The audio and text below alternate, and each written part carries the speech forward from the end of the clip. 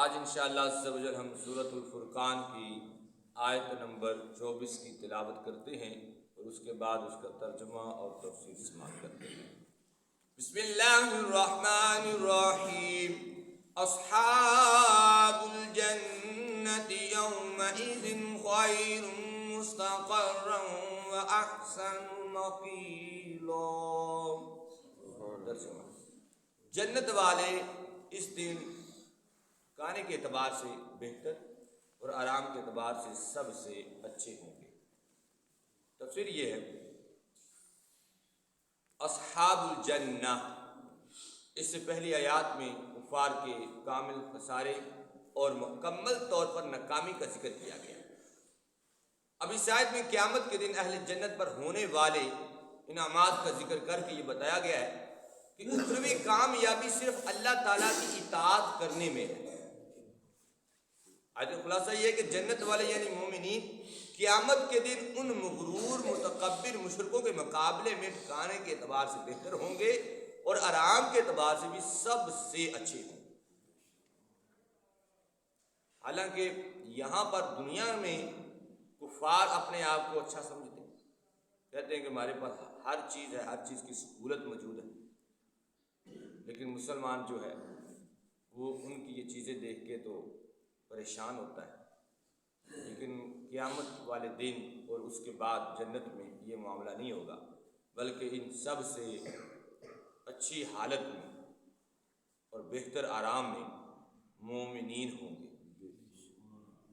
میں تو ایک بات یہ بھی کہتا ہوں کہ جو آج کل کا مسلمان زندگی گزار رہا ہے، آج سے 150 سال پہلے جس بادشاہ نے جس طرح زندگی گزاری ہے نا، تو مسلمان ایک عام مسلمان آج بادشاہوں والی زندگی گزار رہا ہے۔ اب مانیں کہ پہلے کے دور میں آج سے 150 سال اب پیچھے چلے جائیں، اس وقت نہ کوئی بائک تھی، نہ کوئی رکشہ تھا، نہ کوئی گاڑی تھی، تو نہ ہی پنکھے تھے، نہ ہی لائٹ تھی، نہ ہی اے سی تھا، ٹھیک ہے، کہ نہ ہی کوئی خوبصورت بیڈ وغیرہ ہوتے تھے۔ وہ صرف اگر اس طرح کی کوئی سہولت تھوڑی بہت ہوتی تھی نا، وہ بادشاہ کے پاس ہوتی تھی۔ وہ بگیوں میں سفر کرتا تھا بادشاہ، اور لکڑی کے ٹائروں والی اس کی بنی ہوتی تھی، 4 پہیوں والی، جس پر اس نے جانا تھا وہ گاڑی قسم کی، تو اس کو بھی جو ہے لوگ دھکا دے کے لے کے جاتے تھے، یا اس کے اندر بگی یا گھوڑا گھڑ سواری وغیرہ کا سسٹم اس بادشاہ کو ہوتا تھا۔ تو اس کو ہوا دینے کے لیے 2-2 3-3 4-4 خادم ہوتے تھے، ہوا دیتے تھے۔ تو آج کا مسلمان سکون سے بائک پہ بیٹھتا ہے یا رکشے رکشے پہ بیٹھتا ہے، ٹھیک ہے، تو اس سے پہنچ بھی جلدی جاتا ہے، اور گھر میں پنکھا چل رہا ہوتا ہے، کوئی خادم بھی نہیں ہوتا، بڑا ایزی ماحول ہے، کسی گھر میں اے سی ہوتا ہے، پھر بیڈ ہے، صوفے ہے۔ تو یہ آج کسی کے سمجھ لو کہ جو مسلمان ہے یہ 150 سال پرانے بادشاہ والی زندگی گزار رہے ہیں، ٹھیک ہے۔ تو اس طرح چیز اگر سوچی جائے نا، تو انسان کو اللہ تعالیٰ کا شکر ادا کرنا چاہیے، نہ کہ دوسرے لوگوں کی طرف دیکھ کے پریشان، افسوس کا اظہار، اپنے آپ کو احساس کمتری کا شکار یہ نہیں بنانا چاہیے۔ پچھلے درس میں بھی یہی عرض کیا تھا کہ جب دنیاوی معاملہ ہو نا، تو اپنے سے کم لوگوں کو دیکھیں، جو کم تر لوگ ہیں، کہ یار مجھے تو اللہ نے اتنی سہولتیں دی ہیں، تو اس کو بیچارے کے پاس کچھ بھی نہیں ہے، تو یہ دیکھ کے اللہ کا شکر ادا کرنا ہے۔ اب ہم آیت نمبر 25 کی طرف چلتے ہیں۔ وَيَوْمَ تَشَقَّقُ السَّمَاءُ بِالْغَمَامِ وَنُزِّلَ الْمَلَائِكَةُ تَنزِيلًا۔ ترجمہ: اور جس دن آسمان بادلوں سمیت پھٹ جائیں گے اور فرشتے پوری طرح اتارے جائیں گے۔ تفسیر: حضرت عبداللہ بن عباس رضی اللہ تعالیٰ عنہ فرماتے ہیں کہ جب قیامت قائم ہوگی نا، تو اس دن پہلے آسمانی دنیا پھٹے گا اور وہاں کے رہنے والے فرشتے زمین پر اتریں گے، اور ان کی تعداد پتہ کتنی ہوگی؟ زمین میں جتنے بھی جن انسان ہیں نا، ان سب سے زیادہ تعداد فرشتوں کی، حالانکہ جو جن ہیں وہ انسانوں سے 9 گنا زیادہ ہے، تو ان تمام جنوں سے بھی انسانوں سے بھی زیادہ تعداد ہوگی جب پہلے آسمان کے فرشتے نیچے آئیں گے۔ ابھی تو دوسرے کے بھی آنے. اسی طرح آسمان پھٹتے جائیں گے، ہر آسمان والوں کی تعداد جو ہے وہ اپنے ماتحتوں سے زیادہ ہوتی جائے گی، یہاں تک کہ 7 آسمان پھٹیں گے. پھر قربین یعنی فرشتے کے سردار، قربین ان کو بولا جاتا ہے، جو فرشتوں کا سردار ہوگا سید وہ اترے گا، پھر عرش اٹھانے والے فرشتے اتریں گے. اتنی تعداد میں جو ہے وہ فرشتے نیچے آ جائیں گے جب آسمان پھٹ جائے گا. آیت نمبر 26. الملک یومئذ الحق للرحمن وکان یوما علی الکافرین عسیرا.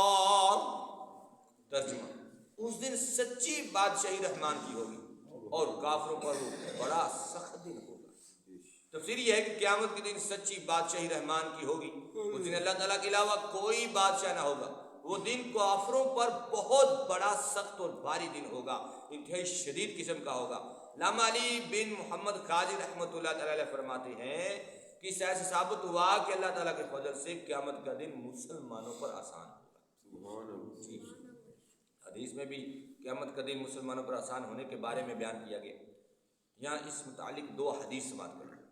حضرت ابو سعید خدری رضی اللہ تعالیٰ عنہ روایت نقل کرتے ہیں، رسول اللہ صلی اللہ علیہ وسلم کی بارگاہ میں عرض کی گئی کہ قیامت کا دن 50,000 سال کی مقدار کے برابر ہوگا. تو یہ دن کتنا لمبا ہوگا؟ نبی کریم صلی اللہ علیہ وسلم نے ارشاد فرمایا، اس ذات کی قسم جس کے قبضہ قدرت میں میری جان ہے، قیامت کا دن مسلمانوں پر آسان کر دیا جائے گا. ہاں جی، یہاں تک کہ وہ ان کے لیے ایک فرض نماز سے ہلکا ہوگا جو دنیا میں پڑھی جاتی ہے. یعنی کہ جو نماز ہم فرض پڑھتے ہیں اس سے بھی کم ٹائم میں وہ 50,000 سال کا دن کور ہو جائے گا. دوسری حدیث راوی ہے حضرت ابو ہریرہ، حضور صلی اللہ علیہ وسلم نے ارشاد فرمایا، قیامت کے دن لوگ سب جہانوں کے رب عز و جل کی حضور اس دن کے نصف تک کھڑے ہوں گے جس کی مقدار 50,000 سال ہے، اور مسلمانوں کے لیے وہ دن اتنا آسان گزرے گا کہ جتنا وقت سورج کے غروب کی طرف مائل ہونے سے لے کر اس کی غروب ہونے تک لگتا ہے.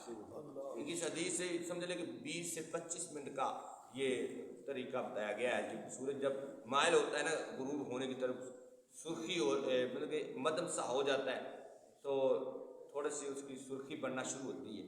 تو جب وہ پورا غروب ہو جاتا ہے تو اس ٹائم میں آپ لگانے 10 منٹ لگتے ہیں یا 15 منٹ لگتے ہیں، تو اس حساب سے یہ ٹائم اتنا کو وقت صرف مسلمان کے لیے ٹائم لگے گا اور وہ 50,000 سال کا جو دن ہے وہ کور ہو جائے گا.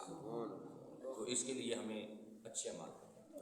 اگر ہم چاہتے ہیں نا کہ ہمارے ساتھ یہ کنڈیشن اختیار ہو جائے تو اس کے لیے اچھے اعمال کی ضرورت ہے. اللہ تعالیٰ اور اس کے رسول کی نافرمانیوں سے بچنے کی ضرورت ہے. اگر ہم ویسے ہی ہیں نارمل جس طرح نظام چل رہا ہے تو پھر یہ 50,000 سال کا دن مشکل ہو جائے گا. یہ وہ فرض نماز والا سسٹم نہیں ہو سکے گا. اس کے لیے محنت کی ضرورت ہے. بغیر محنت کے آپ کو پتہ ہے کہ پھل نہیں ملتا. دعا ہے کہ اللہ کے سب کو عمل کرنے کی توفیق